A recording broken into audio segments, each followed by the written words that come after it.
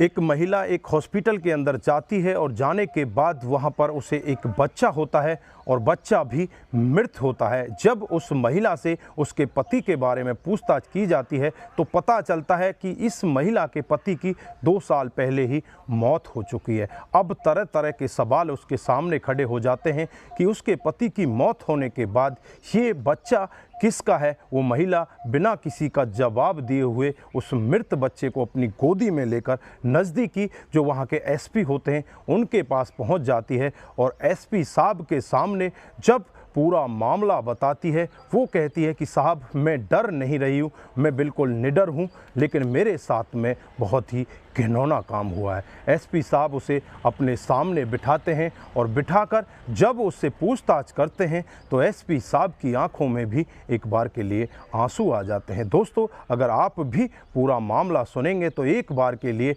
आप भी दंग रह जाएंगे कि विधवा महिला को गर्भवती करने वाला कौन था। आइए दोस्तों जानते हैं पूरा मामला क्या था। नमस्कार, जय हिंद। आप देख रहे हैं एपीएच न्यूज़ राहुल रावत के साथ। तो दोस्तों, आज की जो मैं हकीकत की घटना आपको बताने जा रहा हूं, राजस्थान के बंसवाड़ा के कलिंजरा थाना क्षेत्र की ये हकीकत की घटना है। यहाँ पर एक महिला जो विधवा है और एक सफ़ेद साड़ी पहने हुए एसपी ऑफिस में खड़ी हुई है और एसपी साहब उसकी तरफ अपने गेट से ही देख रहे हैं। एसपी साहब तुरंत ही उसे ऑफिस के अंदर बुलाते हैं और उसे बिठाकर उससे पूछताछ करने लगते हैं। तो महिला रोती हुई अपने जो बच्चा है उसके हाथ में डेड बॉडी है, मरा हुआ बच्चा है, उसे उनके सामने रखती है और कहने लगती है कि साहब मेरे साथ में बहुत बुरा हुआ है।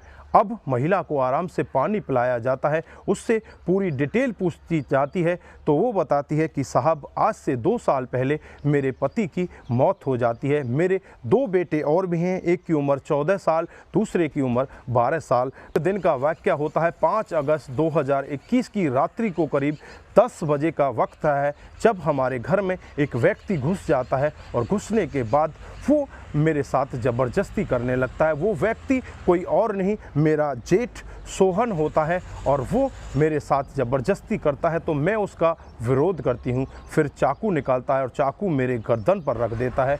गर्दन पर रखने के बाद वो मेरे साथ में दरिंदगी करता है, मेरे साथ में दुष्कर्म करता है और वहाँ से चुपचाप चला जाता है और मेरे से कह कर जाता है अगर तूने इस सब के बारे में किसी को बताने की कोशिश की तो तुझे भी और तेरे बच्चों को भी जान से मार दिया जाएगा। मैं डर जाती हूँ और कुछ नहीं कह पाती। उसके बाद मैं ऐसे ही अपने बच्चों को पालती रहती हूँ और जब लगभग 8-9 महीने का समय बीत जाता है, मुझे पता तो पहले ही चल चुका था कि मेरे पेट में बच्चा है, लेकिन मैं उसे बताती नहीं। जब 1 अप्रैल 2022 को मैं सोहन को बताती हूँ कि तुम्हारा बच्चा मेरे पेट के अंदर है तो वो हमें मारता है, पीटता है और उसके बाद हमें घर के अंदर कैद कर देता है। एक दिन का वाक़या होता है, मैं चुपचाप अपने दोनों बेटों को लेकर अपने पिता के पास पहुंच जाती हूं जो राजस्थान के ही शंभूपुरा में होते हैं। वहां पर जाकर फिर अपने पिता के पास रहने लगती हूं, सारी अपबीती अपने पिता को बताती हूं और उसके बाद मेरे पेट में दर्द होने लगता है